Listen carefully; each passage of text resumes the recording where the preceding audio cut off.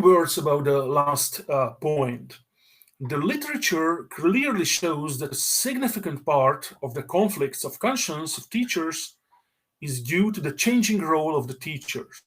Traditionally, the teacher is a dominant intellectual with stable values, a transcendent vocation, an unapproachable person who sees the transfer of knowledge as his or her primary task. In contrast, teachers of the present days are more open, more emotional, have a variety of values, a functional sense of vocation. They are less dominant, more dependent, and they quite frequently appear in a partner role. So we have to say that conflict of conscience also occurs in educational institutions and among teachers when an external and or internal expectation conflicts with other expectations or lived realities.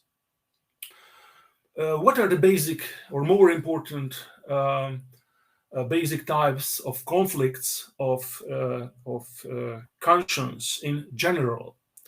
First of all, there are material type of types of conflicts. As one of the teachers mentioned or alleged, I cannot make a living. Another one told me, I feel I'm stealing from my children when I work as a teacher. The second one is the scope or field of conflicts of a professional nature. Many feel and say that I can't develop, design, and apply my own method. I'm not allowed, or even I'm hindered by pupils, parents, school leaders, educational administration, by the wider public, and so on.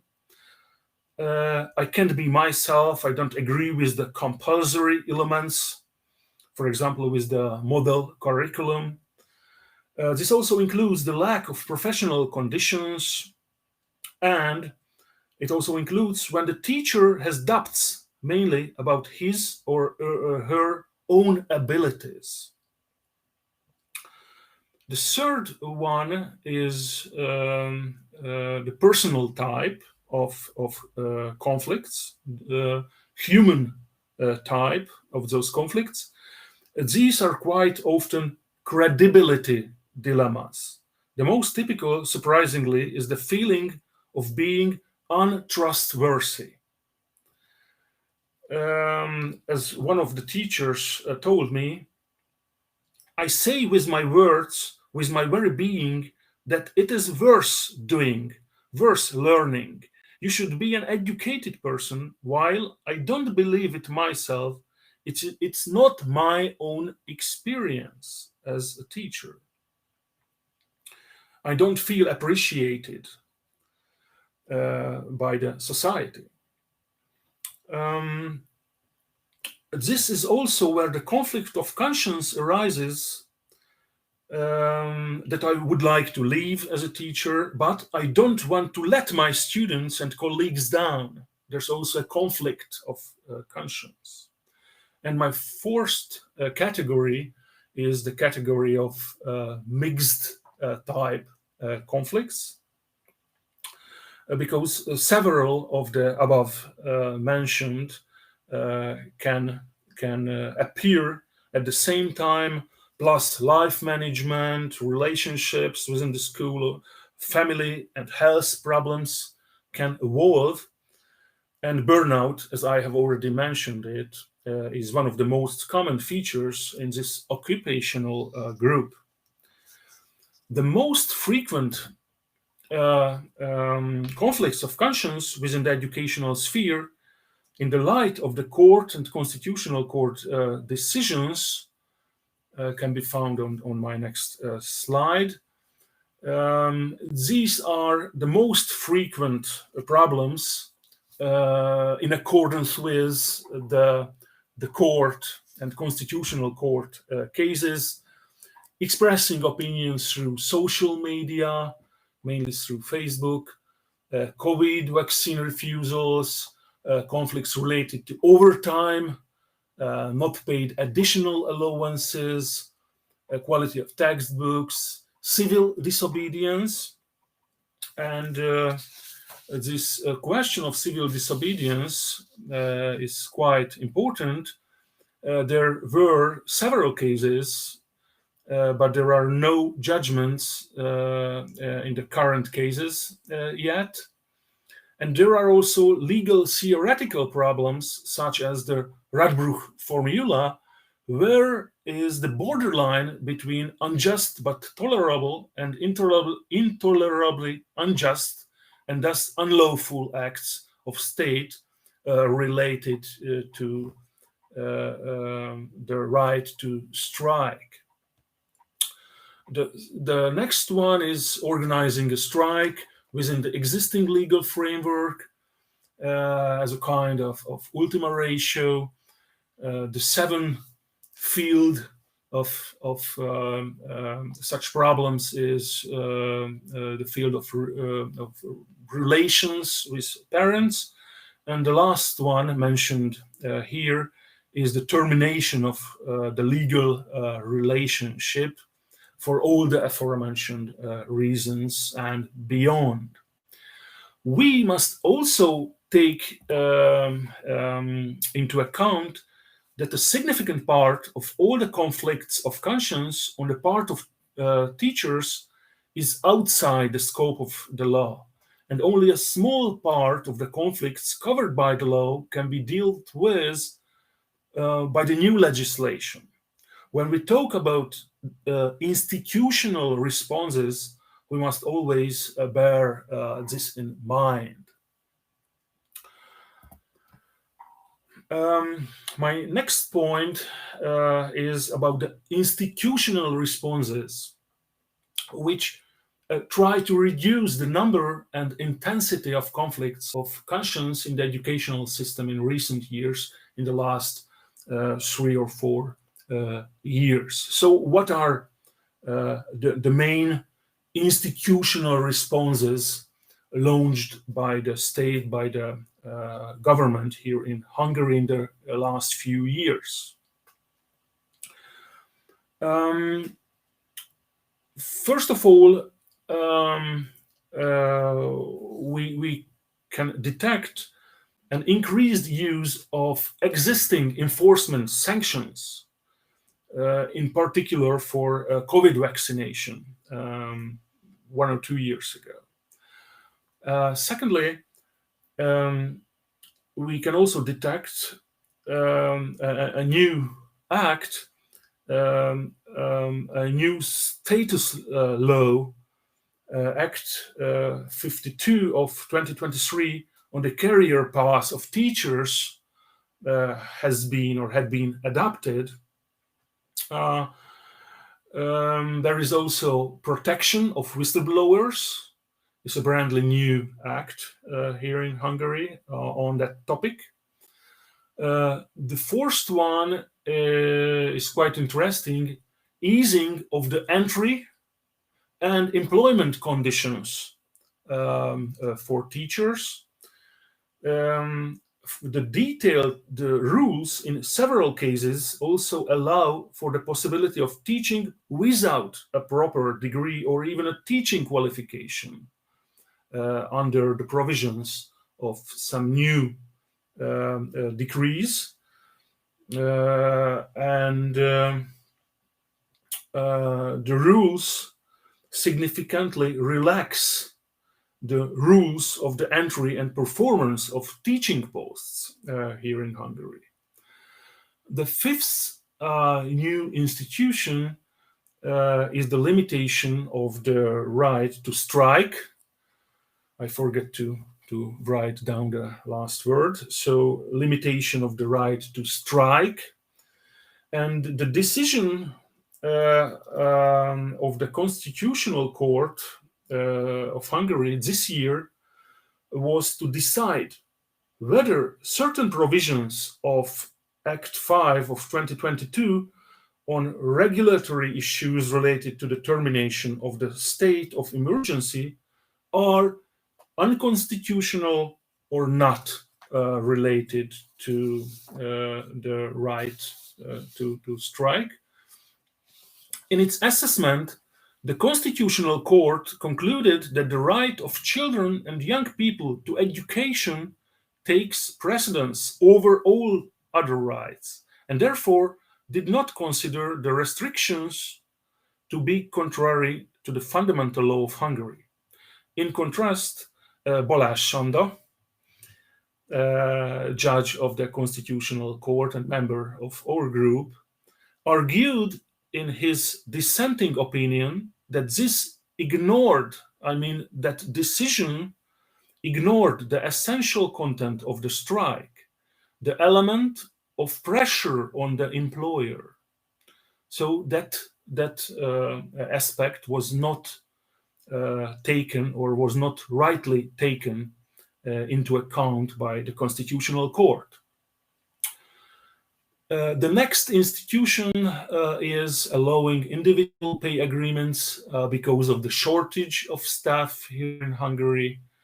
It's also a brandly new institution. The seventh one is increasing of the numbers of consultations with trade unions, professional associations, and civil interest organizations in the educational sector. The quality and the results of these are another question, or another matter. And the last one, the last important institution is the complex system of rules on unethical behavior, and that system has been set up within the last few years. There are several layers within the acts, within the collective agreements, and also within the Hungary's National Teachers' Chambers Code of Ethics for the teachers. So these are the most important new institutional answers by the Hungarian state. Thank you very much for your attention.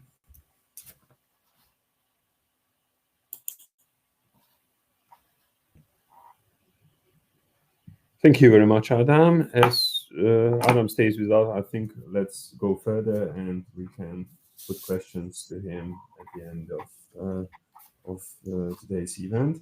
So Marta, the floor is yours.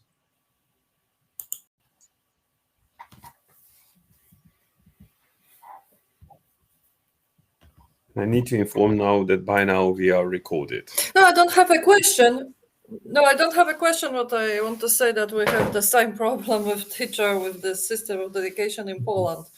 So I think it's a good idea to discuss about this problem. It's very interesting for me. My family, all my family are teachers, so it's very important, and the same problems we have got in Poland. So it's very interesting.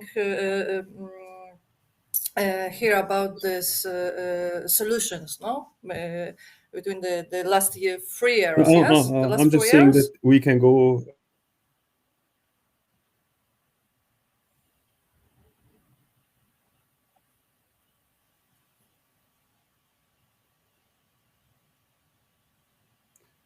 We're losing you, Marta. Yeah, I don't know what. Okay. You hear us? Yes, I hear. I see everything. So I don't know what's about with my internet. So okay. We can continue. Yes. Okay. No, perhaps it works. Okay, Marta, you can go for your presentation.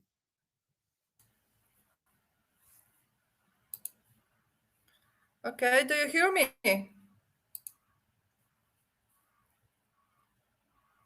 Hello? Yes, More we or hear you. less. When Do you you are hear me? speaking, we can.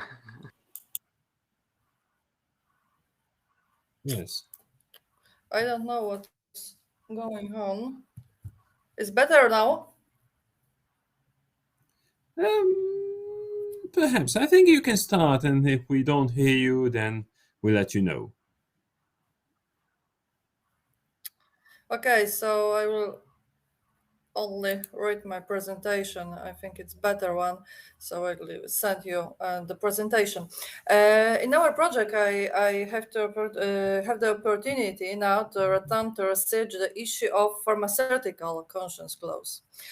It's very important, not only for us, but a few years ago there was a public debate on the issue in Poland.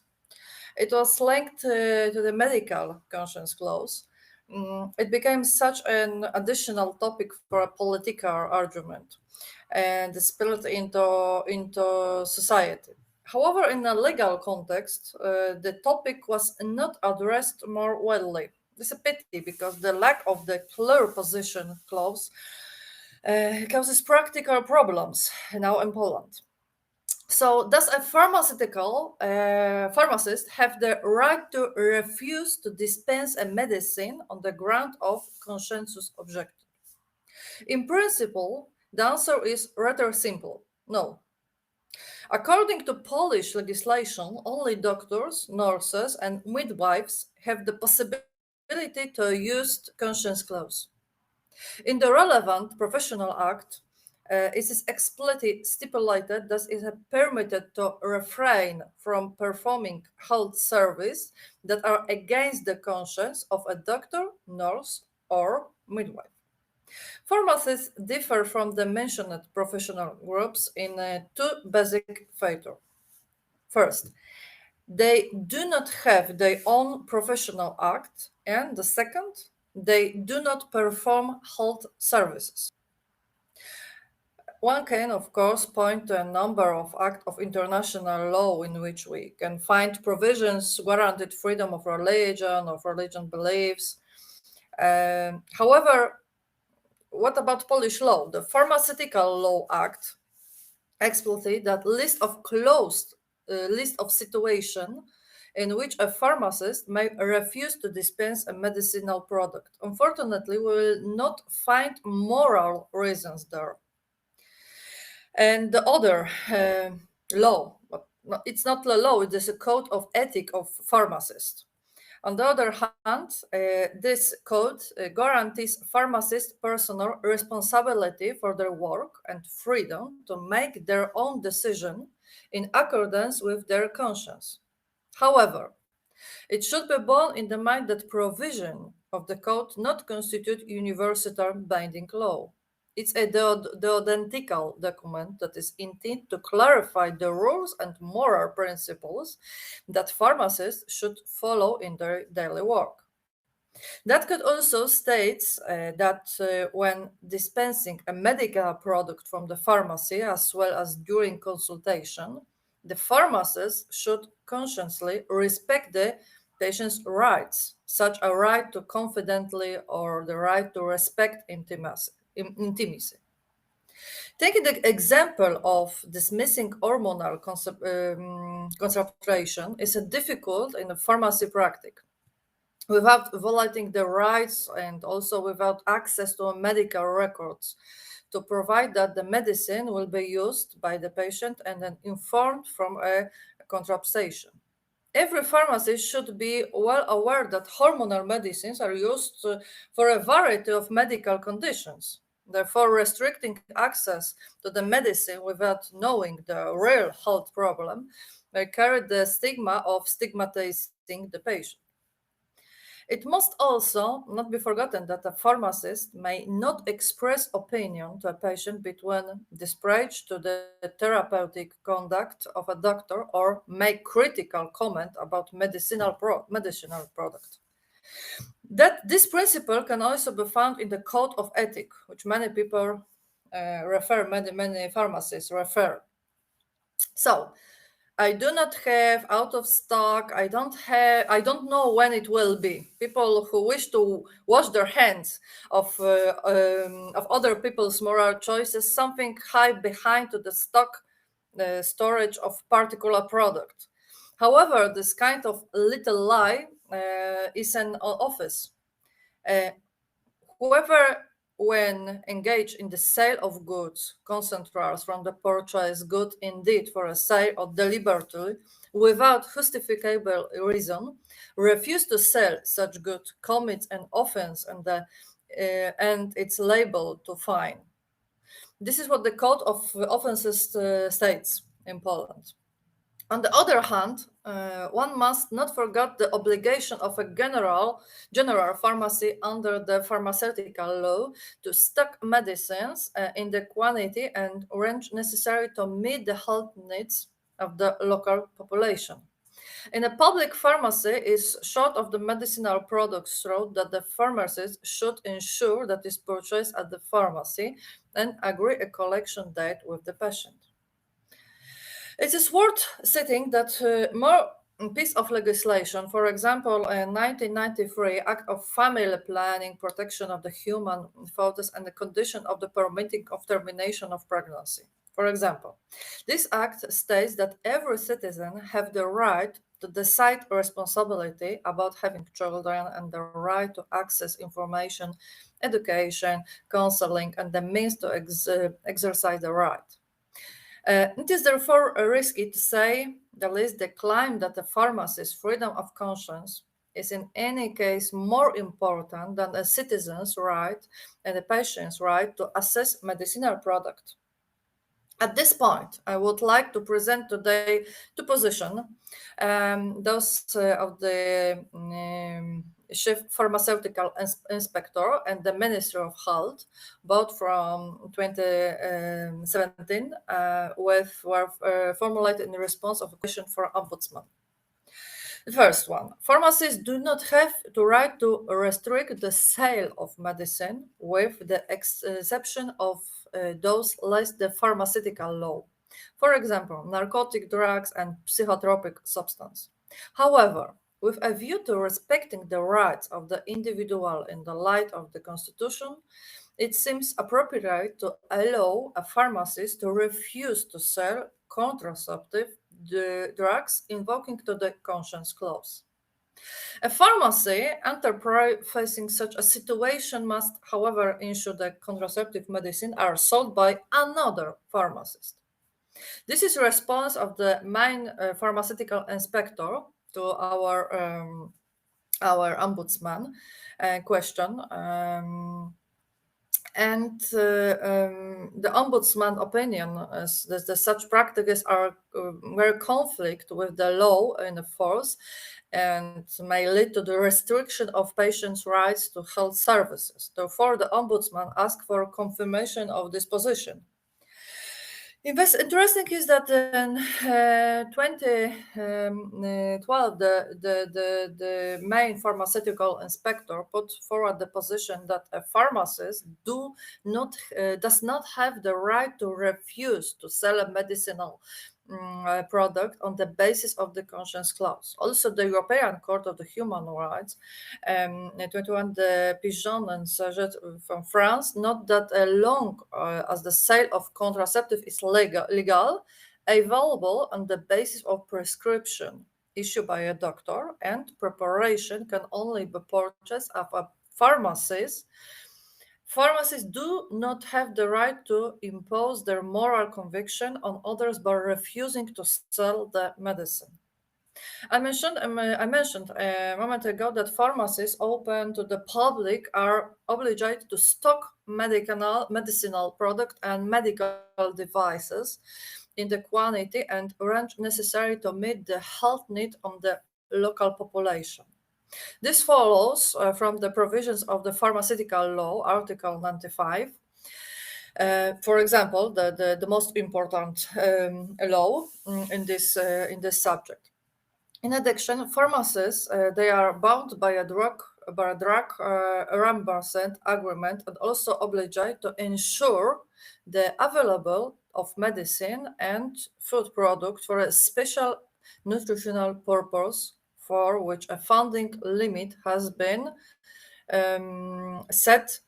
And this is the law in Article 41, the pharmaceutical law. I have this one in the presentation I will send you. The pharmaceutical law does not include the concept of conscience clause, which would allow to refusal to sell a medicinal product of the grant of conscience. At the same time, however, the Constitution of Republic of Poland provides for freedom of expression through and freedom of conscience. Therefore, with a view to respecting the right of the individual in the right of basic law, it seems appropriate to allow the possibility of pharmacists refusing to sell contraceptive medicine invoking to conscience clause, with then interpreting running a pharmacy where such a situation occurs having to ensure the sale of contraceptive medicines by another pharmacist. In doing so, it should be emphasized that a pharmacist dispensing a contraceptive in a pharmacy, firstly, does not know what for purpose has been prescribed to the patient by the doctor, and secondly, a pharmacist and pharmacy technician may refuse to dispense a medical product if, and we have only 7 cases. First, its dispensing may endanger the life or health of the patient.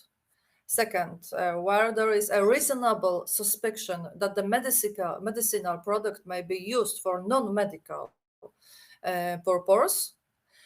Where there is a reasonable suspicion that the authenticity is of the prescription of the requisition, where there is a need to make changes to the composition of the prescription medicine in the prescription for which is pharmacist of the pharmacy technician is not qualified and it's not possible to communicate with the prescriber. At least 6 days have elapsed since the date of the preparation of the medicinal product in the case of prescription medicinal prepared on the basis of prescription of pharmacy label. The person who submits the prescription fulfillment is under 13 years age. And the last one, there is a reasonable suspicion that the age of the person for whom the prescription was issued. The Ombudsman also received a response from the Ministry of Health in 2017 stating that the lack of relevant provision in the laws regulating the practice of the profession of pharmacists is not sufficient ground for concluding that pharmacists cannot invoke the conscience clause. So, the practice of the profession of pharmacist involves an obligation on the part of the practitioner to observe the principle of the professional deontology established by a professional self-government, which is also entitled to assess the manner in the pharmacists practice their profession. On the other hand, the state pharmaceutical inspector is the authority that supervises the marketing of medicinal product and inspect pharmacies. Insofar as in the assessment of the aforementioned authorities, there is no infringement of the universally binding provision, including those of constitutional rank and of international corporate law. It is not possible or permissible to interfere in the conduct of the person practicing the profession of pharmacist. The Ombudsman approached the Ministry of Health after learning that pharmacists not selling contraceptive were spreading up due to pharmacist work in them invoking the conscience clause. So, to put it simply, there is no pharmaceutical conscience clause in Poland. Why then the dilemma is disrespect? Well, the issue of the pharmaceutical conscience clause is this day an unsolved dispute between conservative pharmacists who are primarily grouped together in Association of Catholic Pharmacists of Poland and the liberal part of society, including liberal pharmacists. I therefore still want to present today the position of association I mentioned, the Association of Catholic Pharmacists of Poland.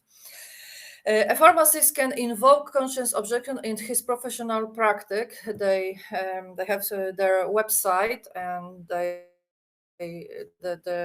principal in the principal website, they've got the principal can invoke conscience objection in the professional practice. That it's not right.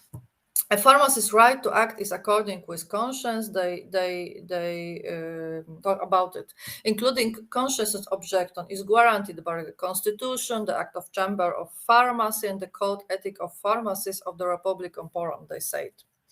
A pharmacist invoke conscience objection also may refer to the provision of the Pharmaceutical Law, Article 95, which allow a pharmacist to refuse to dispense an agent who dispensing would endanger to the life or health of a patient or for a non-medical purpose.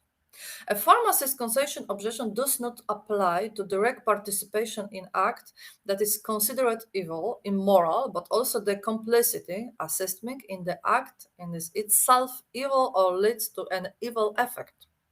A pharmacist's conscience objection should be justified by an objective ethical reason and such an undoubtedly respect for the patient's health and life. The pharmacist does not impose his or her views on the patient, but merely exercises his or her right to conscience objection, exercising freedom of conscience. Does not close the way for the patient of acquire ethical, questionable remedies.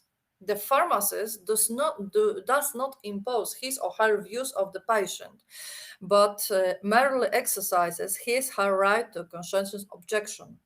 It does close the way for the patient to acquire ethical, questionable measures. The pharmacist, like every human being, obliged to protect the life of every human being in the prenatal period from conception, is the act from 1993 in Poland. This obligation reinforces the pharmacist's right to conscience objection to the distribution of agents that may affect of being of human life. The introduction of the conscientious objection clause in the act, the pharmacist law, would make it easier for the pharmacist to exercise the right to conscientious objection, but it may also limit the risk. For example, by stipulating that the refusal to dispense a medicine product must not cause an urgent threat to the patient life or health, which is not obviously to the current state of the law. The obligation to provide access to moral questionable agents, for example, by naming another contractor, nullifies in its essence to right to the individual pharmacist to act in accordance with his or her conscience and constitutes an unjustified restrict on it. Members of the association also distribute a leaflet with information. For example, they've got only 3 pages leaflet with information how to inform customers. And what you can read in this leaflet. According to it, then the fact that contraceptives are not distributed in the pharmacy can be communicated in the direct conversation with the customer or by posting a message, for example, at the entrance. The message could read as follows: exercising their constitutional right to refuse to comply with an obligation imposed by law on the basis of scientific, religious, or moral conviction, which are protected by Article 53 of the Constitution of Poland. The employees of our pharmacy do not sell contraceptive. For example, is the example of the message they could leave in the entrance of the pharmacy. The information could be longer. For example, exercising one's constitutional right to refuse to comply with a legally imposed obligation on the basis of scientific, religious, or moral convictions, which is in the light of judgment of the Constitutional Tribunal of 2015 and the following directly from Article 53 of the Constitution. The employers of our pharmacy do not sell contraceptives. And they write more. You should be aware that the post messages may incite you to organize provocation. A pharmacy employee is not obligated to inform the customer where the purchase contraceptive. The Constitutional Court, it's its judgment in 2014, clearly emphasized that the right to consciousness obligation also includes the right not to be informed about a person or a place enabling on the act is again a person conscience. And this is also applies to pharmacists who does not accept his participation in the sale of contraceptive. And we can learn about the how to inform the practical norm. The pharmacist who indeed to exercise with constitutional conscience clause should inform his employer. That can be writing, for example, I thought it's not necessary, they said. For example, in order to be able to invoke the conscience clause, it is necessary to disclose the fact that conscience do not allow a certain person to perform the act in question. In this way, for the moment, only informally, I wanted to introduce the topic of my research of this 3 months and the second part of our project. And thank you very much for today. The next month, I would like to present the position of pharmacy students and the pharmacy self-government. It's also interesting for our subject. Thank you. Thank you very much for a very interesting presentation. So now, Zdzisław, the floor is yours. Okay, thank you. Today I want refer my speech about freedom of conscience in the profession of judge in Poland. Okay, freedom of conscience and religion isn't only a human right to a specific worldview and its externalization, but also the right to deal with one's own conscience. It also means freedom from coercion to act contrary to one's own conscience. Conscientious objection and the conscientious clause are the drawbacks of religious freedom of an individual. Every person, including a lawyer, has the right to act in accordance with their own conscience and the right to freedom from specific coercion to act against their own conscience. This applies to any situation in private and professional life. Freedom of conscience of the judge in Poland, historically, the judiciary is as old as human civilization. In pre-partition Poland, we had monarchical and state courts. The concept of common courts appeared during the period of the Enlightenment in the second half of the 18th century. In Poland, the first common courts appeared only the beginning of the 19th century. This was a consequence of the adoption of the modern model of the rule of law and the concept of the tripartite separation of powers, legislative, executive, and judicial. In independent Poland, they were initially post-partition courts, and the unification of the common judiciary system took place in 1928. In the period of the People's Republic of Poland, the judiciary was strongly politicized and subordinated to the goals of the socialist state. The political and economic changes in 1989 were followed by that democratization of the state and the new organization of courts in Poland.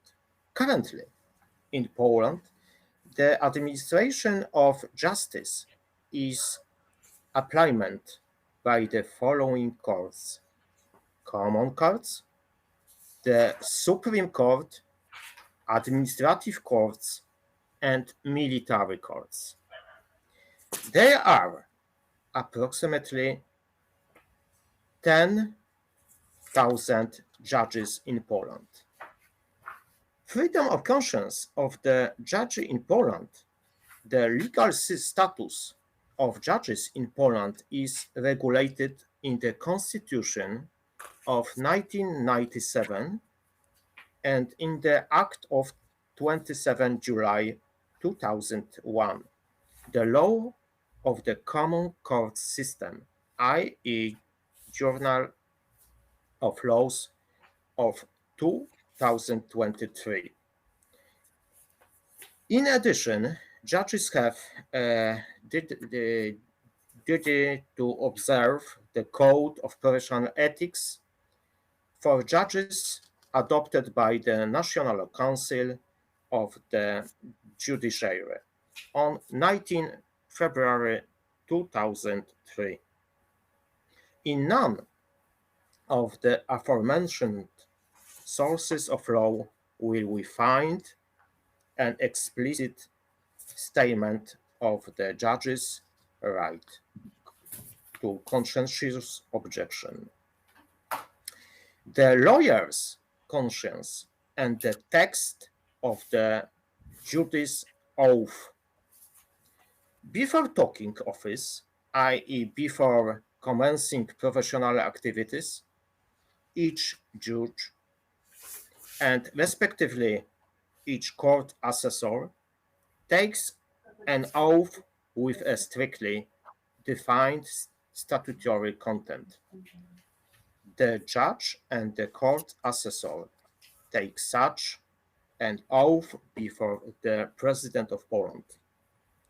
The text of the oath is directly provided in a specific corporate act and cannot be shortened, extended, or changed by the individual taking it. This text contains important guidelines that a lawyer should follow not only in the exercise of his profession, but also in his private life.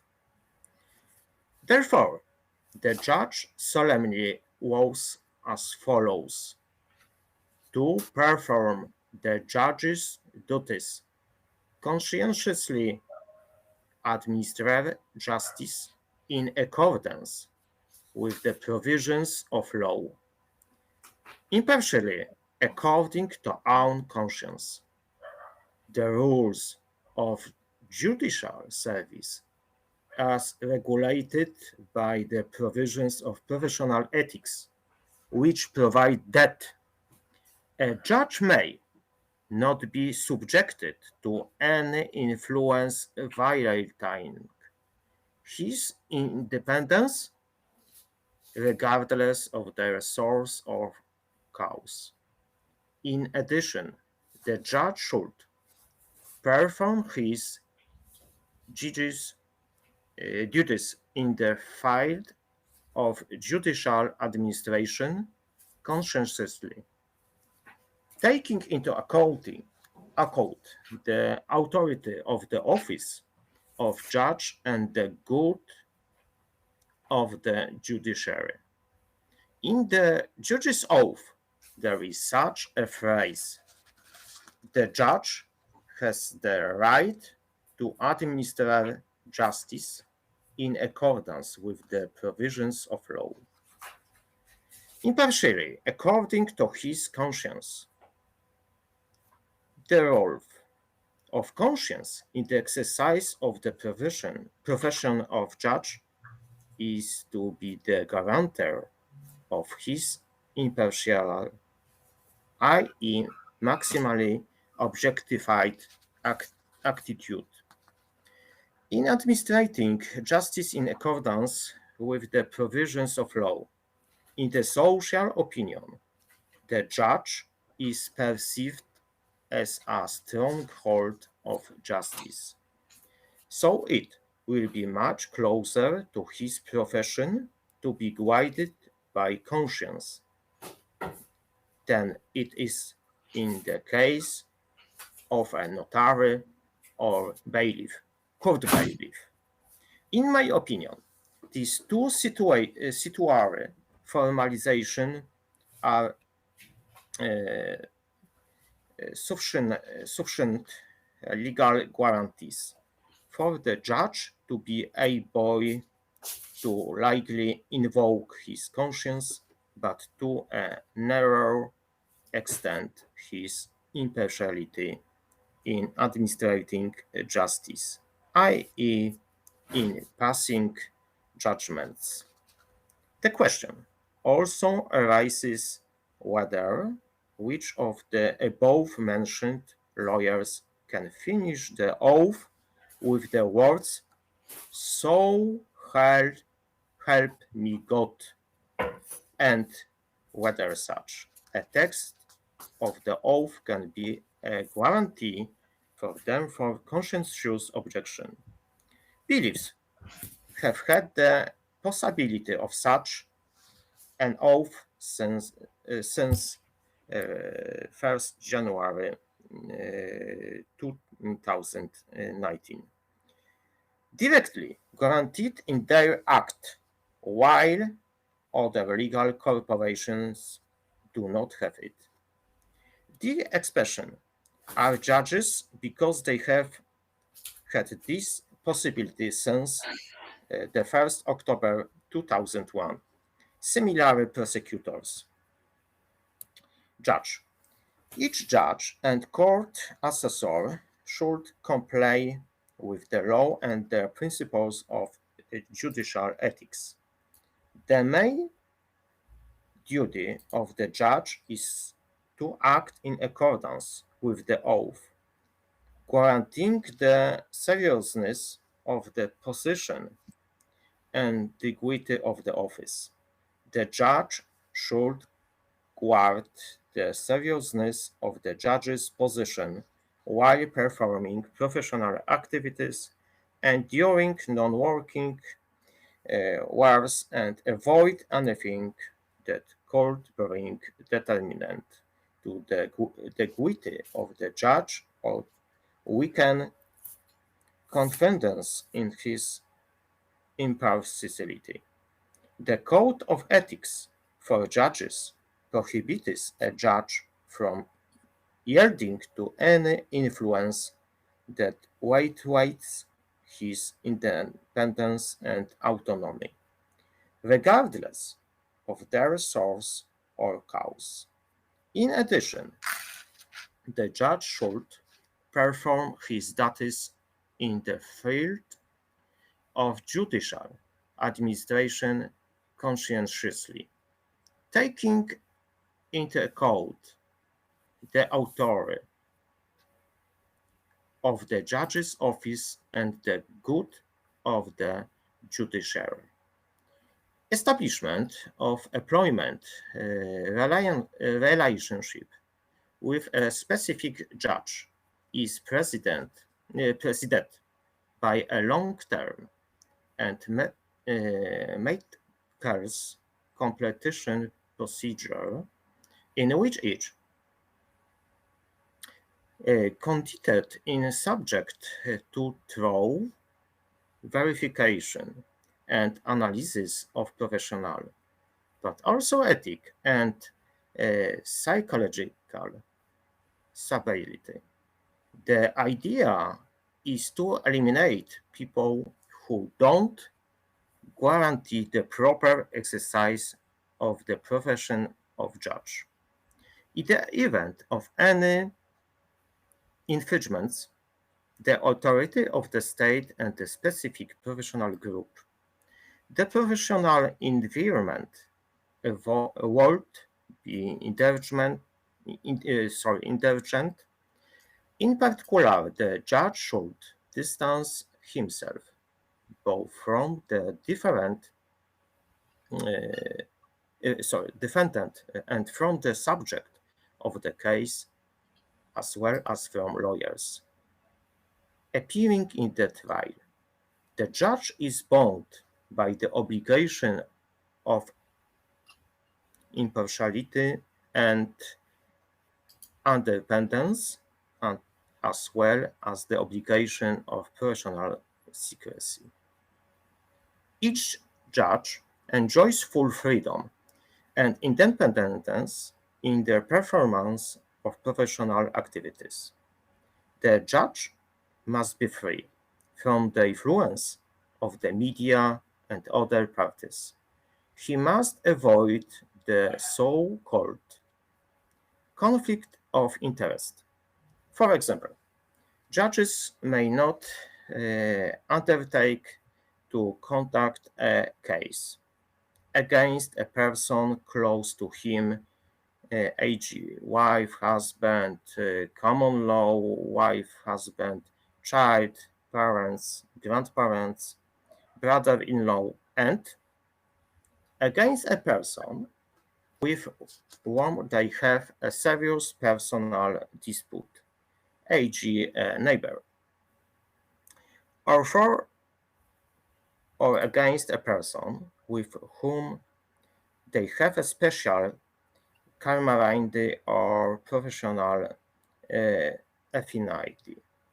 A judge, like every person, has the right to express conscientious objection. But the question arises whether it is always possible to answer the question. Two situations need to be distinguished: how the judge acts in the course of professional activities and how the judge acts in private life. The question should be asked whether the judge can invoke conscientious objection. 1. Just as very person, he has a constitutional human right to freedom of conscience and religion as guaranteed by the Polish Constitution of 2nd April 1997. 2. Unfortunately, the judge doesn't have such a possibility in his professional life, in his work, because the corporate law doesn't provide for such a possibility. Thus, the case that may create a conflict of conscience in a judge are criminal, e.g., defense of the accused for murder of person, murder of child, pedophilia, rape, accusation of abortion, euthanasia, destruction of human embryos, crimes against religion, e.g., insults of the cross, insults of the Bible, murder of or abuse of an animal. Civil, e.g., divorce or compensation of the defended price of parish for pedophilic acts and similar cases, also cases for registration or refusal of registration of homosexual unions, marriages, and cases for or against LGBT people. In the light of the above considerations, the judge cannot refuse to take up and pass judgments. On a case that creates conscientious objection in him because his conduct would be contrary to ethical and professional principles. However, in practice, judges deal with cases that raise conscientious objection in the following way. They may exclude themselves from handling the case. However, they may not exploit this exclusion without a valid reason. The right to exclusion relates more to familiarity with the person of the accused or defendant tend to a negative attitude to the subject of the case under consideration. That is the end of my speech, and a postulate de lege ferenda I will present in a written report and October next seminar, sixth seminar. Thank you very much. Thank you very much, Zdzisław, for the presentation. And now it seems to be my turn to give a presentation. I try to share some slides. Just a second.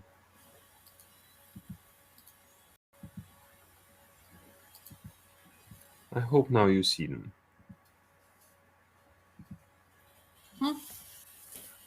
Do you? Okay. So, as I started, I have the honor to have read all your chapters, and they were really interesting readings. And you considered quite different topics. So, Marta dealt with conscientious objection of military service, Zdzisław with certain professions and how they can live with their conscience during performing a profession. There were some abortion issue, on teacher strike, and lots of things. And I was wondering while reading your chapters that what is the common? Is there a common answer for all the challenges? So for now, I try to give a summary of the institutional aspect of conscience, but of course, I have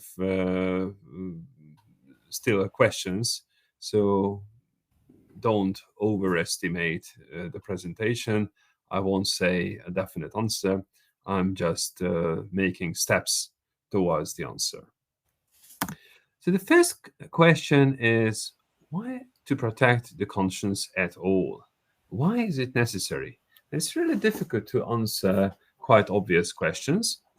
But it links to the question what the role of the state is.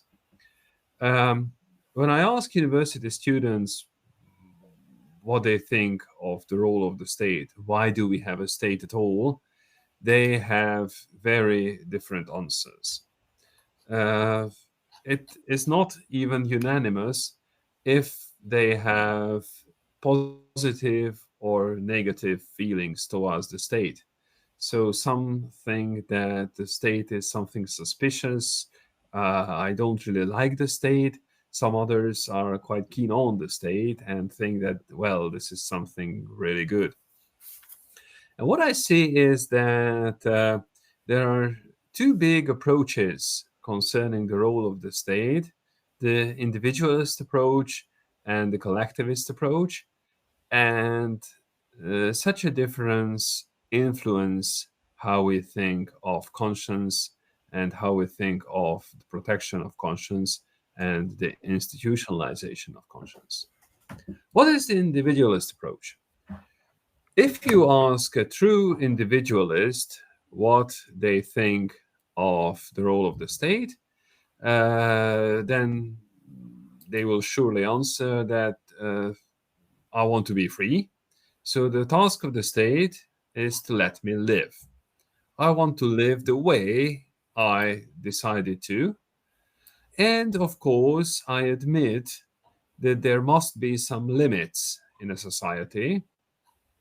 So the basic task of the state is to set me free, to let me live, and to set the limits under which I can live free. This is quite close to the approach of Hobbes, saying that basically everyone is free, but to reach security and to balance between freedom and security, there must be some limits under which we can live. So, in this perspective, human rights are in focus. On the other hand, what is the collectivist approach? The collectivist would say that we are under one community, we form the community, and the role of the state is to define how the community wants to live. And this community has certain values, some heritage and social norms and customs. And we want the state to preserve and to promote such values. This perspective lays strong emphasis on history, nation, identity, perhaps religion. So lots of things that is common in a community. This is really different. So an individualist lays less emphasis on history or nation because everyone is an individual and they don't emphasize what is common in the society. And I need to add that you cannot say that one is good and the other one is not. They are just two different concepts on the role of the state and on the role of society. How does all these concern conscience? According to the individualist approach, the conscience frees the individual. So, because my conscience, I can live with my conscience. I can live according to my conscience, and in a free state, everyone does what they want to do, so I can live according to my conscience. The individualist approach esteems conscience because it is a human right, and this is very individual because all our consciences can be different. And according to this approach, the content of conscience is indifferent. It doesn't matter. It can be, let's have the abortion as example. Either you have a pro-life approach or a pro-choice approach, and if it is deep of your conscience, then they are just like one. From the state's perspective, that is indifferent. So this perspective gives a greater space for conscience-specific issues, because the standpoint of this approach is that everyone is free and everyone can live how they want to live, as long as it doesn't concern others. What is a collectivist approach? The collectivist approach says that conscience is a value. Conscience is really important because it adds values to the community. But unlike the individualist approach, the collectivist approach says that the content of conscience matters. What does it mean to practice? Let's get back to the abortion example. If the community says that human life, either born or unborn, is a value, then the community accepts conscience objection for not doing abortion because it is an added value to the community. On the contrary, if the community says that human life is a value, then if someone's conscience says that I am very pro-choice, so I refuse the restraint from abortion, then this attitude is not accepted because the community decides on the content of the conscience. So, according to this approach, conscience is more protected if it serves the community, and I would say that this is quite close to Balázs's thoughts of educated conscience. So conscience can be educated according to the will of the community. This is quite much against the individualist approach, but certainly serves the collectivist approach. As I mentioned, they are two different approaches. I'm not about to judge between the two. I'm just giving you a map on the different approaches. And this is why we can hardly understand each other if we have different approaches on the role of the state. The next question is, who should protect conscience? And Mihal's chapter explained model A and model B, and according to his view, model A was that there are certain acts of parliament on specific issues dealing with conscience objection. And model B was that there is one general conscience clause. And I just continue his thoughts on these models.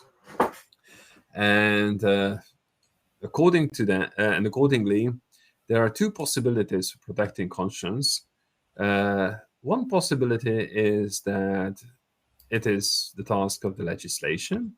So the parliament and the lawmaker needs to protect conscience. The other possibility is that this is the jurisdiction. So there should be courts protecting conscience.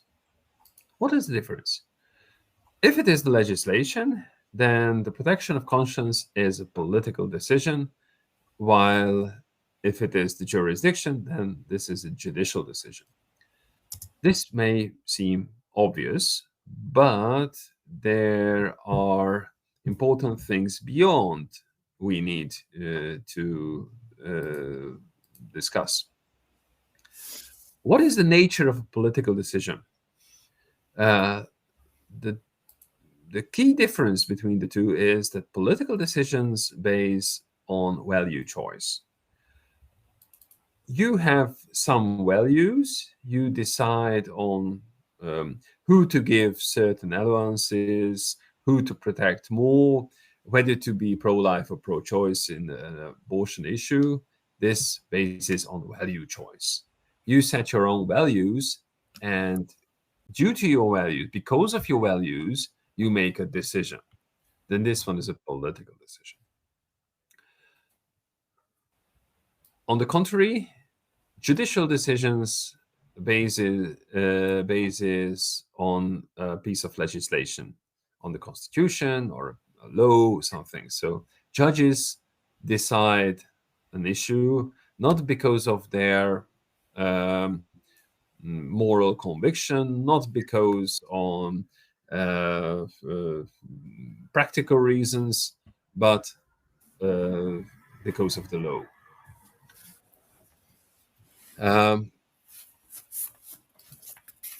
If it is the legislation who decides, then this parliaments cannot do anything else but making acts of parliaments, making law. So they make a certain law on the military issues, on legal professions, on abortion in a medical law, and so on and so on. So there are several laws on conscience objection. But if it is a judicial decision, there must be one general base on conscience objection, which is the Constitution. So judges deduce freedom of conscience and conscience objection from general constitutional reasons.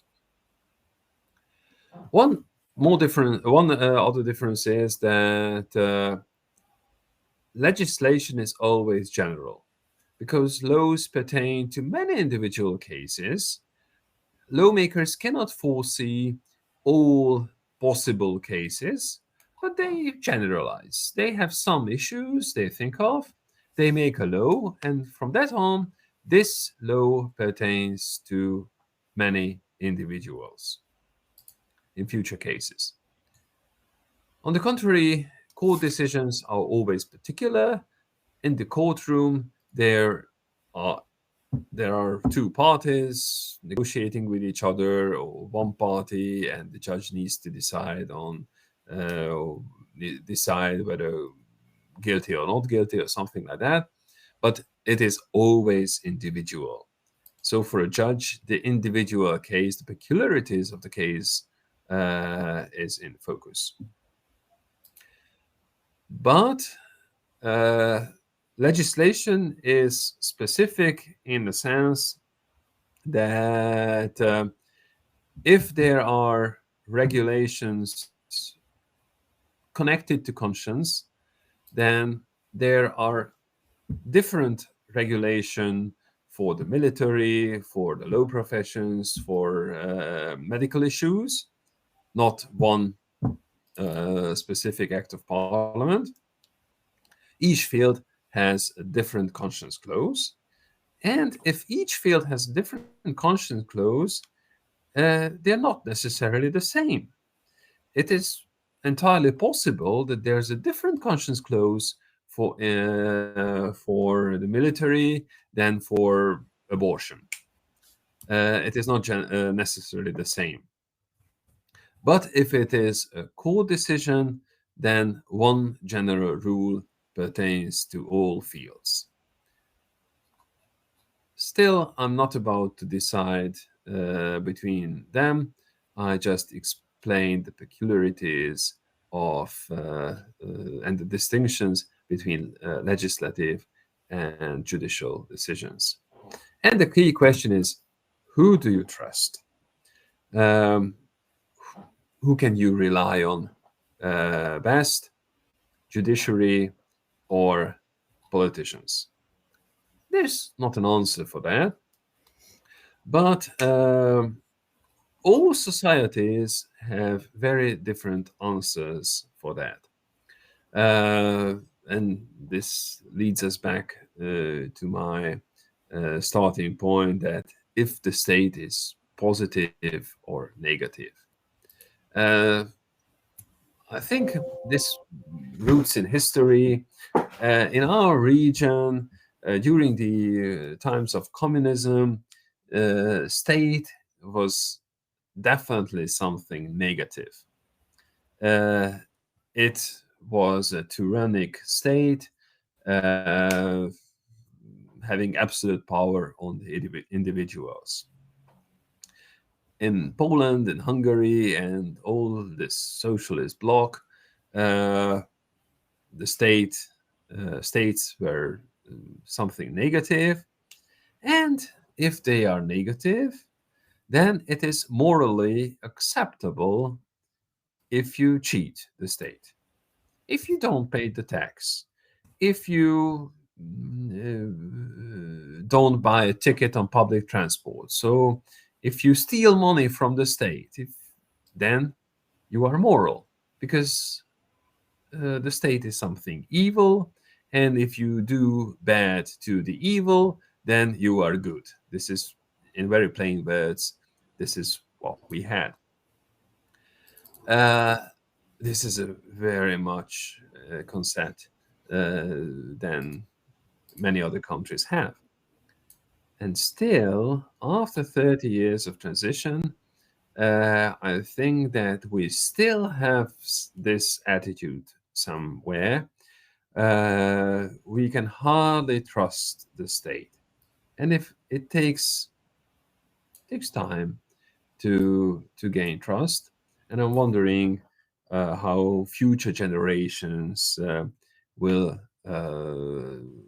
see legislation and jurisdiction in their times. But law always have social background. You cannot make laws disrespecting social reality. Therefore, I think that the legislative action is very practical. That the lawmaker looks for the necessities of conscience objections, relying on the communities. But because of this distrust, you cannot avoid one general conscience clause that is ultima ratio, and in very exceptional cases, courts can use that. So, summarizing my thoughts, I think that when you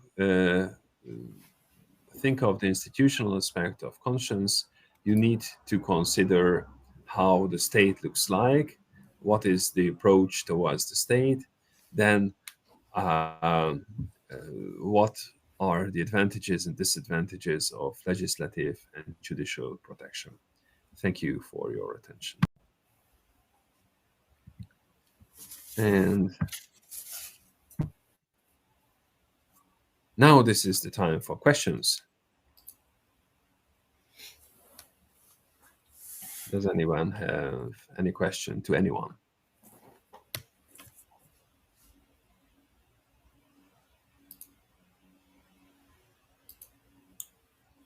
No? Then, well, Yes. then, oh, Adam, please. Maybe one short question. You was speaking about the right, making decisions about conscious questions, and your answer was twofold: legislation and jurisdiction. But it came to my mind that there should be and there is a third answer as well, because in several cases related to consciousness questions, there is possibility for self-regulation. Today I mentioned the Hungarian National Chamber of Teachers, which launched its own code of conduct or ethical code of conduct, and to some extent, it's outside or beyond the legislation made by the state or the jurisdiction made by the state,